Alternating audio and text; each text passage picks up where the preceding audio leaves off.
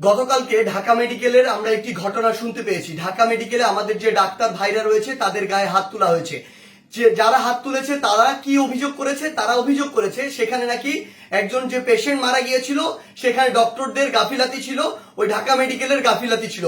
এখন প্রশ্ন হচ্ছে যে ডক্টরদের বা ঢাকা মেডিকেলের যে গাফিলাতি ছিল কিনা এটি নির্ধারণ আপনি কিভাবে করতে পারেন, কোন এক্সপার্টিজের ভিত্তিতে এটি নির্ধারণ করতে পারেন এবং এই অথরিটিটা আপনাকে কে দিয়েছে?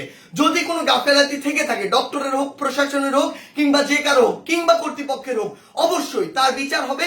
তার বিচার একটি প্রক্রিয়াধীন প্রক্রিয়া হবে, একটি তদন্তের মাধ্যমে হবে। সেই অভিযোগটি আপনি বিএমডিসি তে করতে পারেন, কিংবা সেই অভিযোগটি আপনি প্রশাসনের কাছে করতে পারেন। কিন্তু আপনার কি অভিজ্ঞতাটুকু রয়েছে, আপনার কি দক্ষতাটুকু রয়েছে যে একজন ডক্টর তার সাথে গাফিলতি করেছে কিনা সেটি যাচাই করার?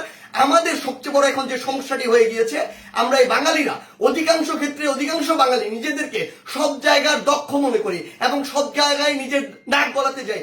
আপনি আমাকে একটি জিনিস বলুন, যে ডাক্তার 5 বছর ধরে এমবিবিএস পাস করলো, 1 বছর ইন্টার করলো, এরপর বছর বছর ধরে বিভিন্ন ডিগ্রি নিল, পড়াশোনা করলো, তিনি একজন পেশেন্টকে যেভাবে ডিল করেন, তিনি পেশেন্টের ভিতরের এবং বাইরের বিষয়গুলো যেভাবে জানেন, যেভাবে ট্রিটমেন্ট করেন, আপনি কিভাবে মনে করেন আপনি সেই পড়াশোনা না করে শুধু বাইরে থেকে দেখে নিজের চোখে যা মনে হলো তা দেখে তাকে একটি নির্দিষ্ট রেজাল্ট দিয়ে দিচ্ছেন, একটি নির্দিষ্ট ব্লেম দিয়ে দিচ্ছেন?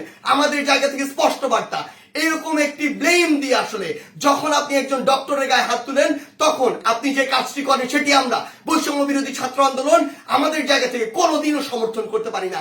আপনাদের যদি কোনো অভিযোগ থাকে সেই অভিযোগটি আপনি জানাতে পারতেন। আমরা জানি আমাদের এই পুরো প্রসেসটিতে, এই ছাত্র জনতার অভ্যুত্থানে ডক্টররা কিভাবে ওই হসপিটালের ভিতর থেকে, ওই ইমার্জেন্সি থেকে তাদের ভূমিকাটি রেখেছে। আমরা দেখেছি যখন কিছু সরকারের পাঁচাটা স্পিরিট, ডক্টরদের যে স্পিরিট, সেই স্পিরিটটি যাদের মধ্যে নাই, এমন গুটি কয়েক ডক্টর যখন ওই ছাত্র জনতার গণঅভ্যুত্থানে আমাদের আহত ভাইদের চিকিৎসা দিতে বাধা দিচ্ছিল, তখন অধিকাংশ ডক্টর নিজের জায়গা থেকে রিস্ক নিয়ে আমাদের ওই ভাইদেরকে চিকিৎসা দিয়েছিল। এমন অধিকাংশ ডক্টর রয়েছে যারা ডক্টরদের স্পিরিটটি ধারণ করে এবং আমাদের এই পুরো সময়টিতে আজকে পর্যন্ত আমার হসপিটালে যে আহত ভাইগুলো রয়েছে তাদেরকে নিরবিচ্ছিন্ন সেবা দিয়ে যাচ্ছে, নিজের কথা চিন্তা না করে। সেই জায়গায় যখন এরকম করে কোন একজন আমার ডক্টর ভাইয়ের উপর এভাবে হাতটি তুলে, আমরা এটি কখনো সমর্থন করতে পারি না। আমাদের জায়গা থেকে একদম স্পষ্ট একটি বার্তা, সেটি হচ্ছে যে আমরা প্রশাসনকে, মাননীয় স্বাস্থ্য উপদেষ্টা, ডিজি হেলথ সহ সকলকে একটি বিষয় স্পষ্ট করে বলতে চাই, আমাদের যারা মেডিকেলের ভাইরা রয়েছে, ইন্টার্ন ডক্টররা রয়েছে, কিংবা হসপিটালের যে ডক্টর ভাইরা রয়েছে, তাদের সাথে আমরা এই জায়গাটিতে একাত্মতা ঘোষণা করছি। তাদের নিরাপত্তার সর্বোচ্চ ব্যবস্থা করতে হবে। তারা দিনরাত 24 ঘন্টা আমাদের জন্য কাজ করছে, অথচ কেউ একজন চাইলো আর একটা ব্লেম দিয়ে তাদের গায়ে এসে হাত দিয়ে দিল, এটি আমরা আমাদের জায়গা থেকে কখনো মানতে পারি না।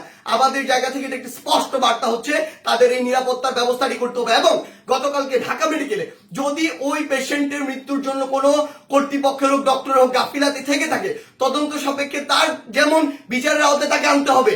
কিন্তু গতকালকে ওই আমার ডাক্তার ভাইয়ের গায়ে যে হাতটি তুলেছে, অপারেশন থিয়েটার থেকে বের হওয়া একজন ডক্টরকে, তার অবশ্যই দ্রুততম সময়ের মধ্যে তাকেও গ্রেফতার করে তাকেও বিচারের আওতায় আনতে হবে। আমাদের জায়গা থেকে স্পষ্ট একটি বার্তা, আইন নিজের হাতে তুলে নেওয়ার মতো অন্যায়টি যদি আপনি করেন তাহলে আপনার পক্ষে কোনোদিন আমাদের অবস্থান থাকবে না। ধন্যবাদ।